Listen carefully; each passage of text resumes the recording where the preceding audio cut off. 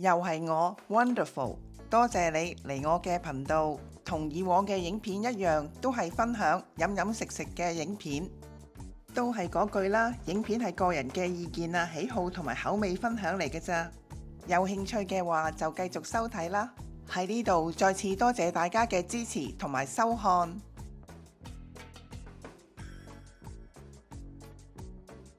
今日同兩個屋企人嚟呢度飲茶，飲完茶又可以喺商場度行下，當做運動。3年前我哋嚟過呢度飲茶㗎，唔知道佢哋嘅食物質素同埋服務態度有冇改變呢？喺 Downtown Harbourfront 嗰間呢，我哋就去過好多次啦。幾十年前有親友嚟多倫多呢，一定帶佢哋落 Downtown 啦、唐人街啦，同埋去 Harbourfront 度行下，順便呢去埋佢哋 Harbourfront 嗰間酒樓飲茶㗎。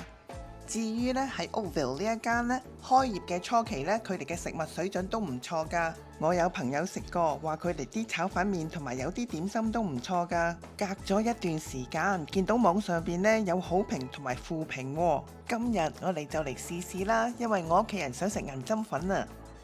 老實講，佢哋嘅點心價錢呢係偏高㗎。今時今日多倫多飲食業有好多選擇，所以我都好少嚟呢一間酒樓飲茶㗎。我哋就叫咗第一輪嘅點心先啦，點心係熱辣辣先至好食㗎。我其中一個屋企人呢，因為遲到，呢度嘅經理好醒目啊，佢建議呢，等埋我屋企人到咗之後先至入點心紙啦。如果唔係，點心就凍㗎啦。只係個人意見啫，咁高級嘅酒樓點解會用呢一啲茶杯嘅？當然呢啲係傳統飲茶嘅茶杯，我自己呢，就中意有耳仔嘅茶杯啊。一嚟呢就係啲熱茶唔會辣親隻手啦，二嚟呢就係防跣手啊。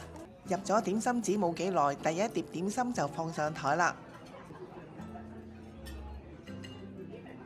燒賣嘅賣相都唔錯喎，四四正正咁，燒賣個外皮都好完整喎，冇爛到啊。又唔算話係好大粒啦，大細適中啦。呢個燒賣10蚊4粒，即係2個半一粒。燒賣嘅味道呢 OK 㗎，正正常常，冇乜特別。口感呢就唔乾㗎，仲有少少肉汁㗎，有少少嘅冬菇啦，同埋碎嘅蝦粒㗎。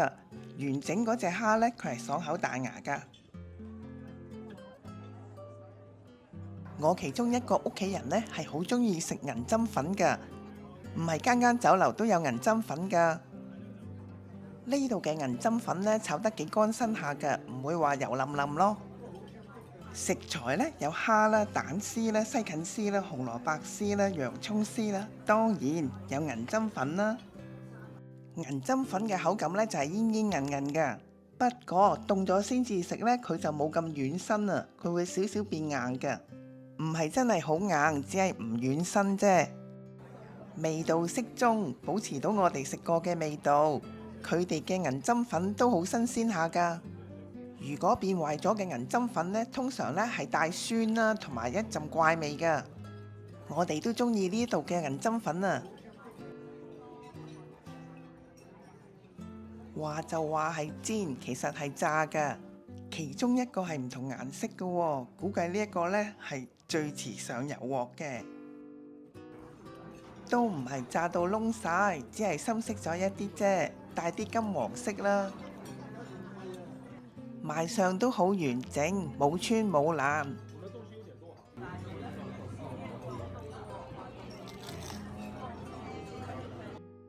試下點下啲上湯先，點咗上湯好似剛柔並重咁啊，咬落去有啲層次感啊。味道呢唔鹹嘅，餡料呢係有蝦肉同埋豬肉，佢係冇油益味嘅。外層呢就鬆脆，餡料嘅味道呢都適中㗎。總括嚟講呢，中規中矩啦，雖然係冇乜驚豔嘅感覺。腸粉放上台嘅時候已經落咗豉油㗎，真係好多豉油啊！我都係中意自己落豉油多啲啊。呢度好有效率啊，所有落單嘅點心呢，好快就送上台㗎啦。鮮竹卷呢，蒸到夠腍㗎，味道呢就好似燒賣啲 friend 咁啊。餡料好似燒賣嘅，都係有蝦肉同埋豬肉。最緊要呢，味道唔鹹，味道 OK 嘅，正正常常。雞手鴨腳啊，單手做係咁噶啦。每條腸粉都有3隻蝦㗎，腸粉都厚薄適中喎。腸粉皮呢晶瑩剔透，口感都軟糯㗎，雖然多咗啲豉油，都唔鹹嘅。賣相就一般啦，應該係蒸多咗啲時間咯。鳳爪嘅外皮都爛咗啦。每隻鳳爪都係咁嘅樣㗎，算啦，唔好睇外表，睇下佢好唔好食先。味道都好濃郁下喎，雖然個賣相係失色咗啲，少少辣，冇雪味，都幾好味。呢度呢，枱與枱嘅距離呢都好寬闊㗎，佢個樓底都好高下喎。我哋唔覺得擠迫，都坐得舒服。青靚白淨都好大隻下喎，唔見有蛋黃喎。餡料呢就有冬菇粒啦、瘦肉啦、臘腸啦。點解啲顏色咁深色嘅？味道肯定好濃郁啊！唔知道味道鹹唔鹹嘅呢？餡料鹹咗少少啦，偏鹹。呢個餡料呢就偏鹹咗少少啦。煎得幾靚啊吓，冇煎燶又冇煎到爛咗。呢個蘿蔔糕好好味啊，正。唔係全部都係粉，有足料嘅蘿蔔，咬落去呢，感覺到呢有好多汁嘅蘿蔔㗎，味道呢都幾自然㗎。食完之後呢又冇口渴喎，我又唔覺得油膩喎，食完又想再食啊。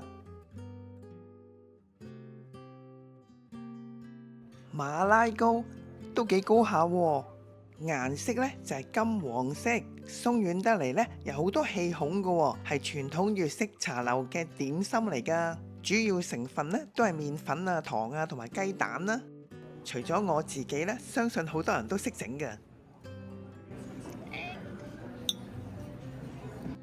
好鬆軟啊，唔係太甜㗎，正常同埋普通嘅馬拉糕咯，即係鬆糕啦。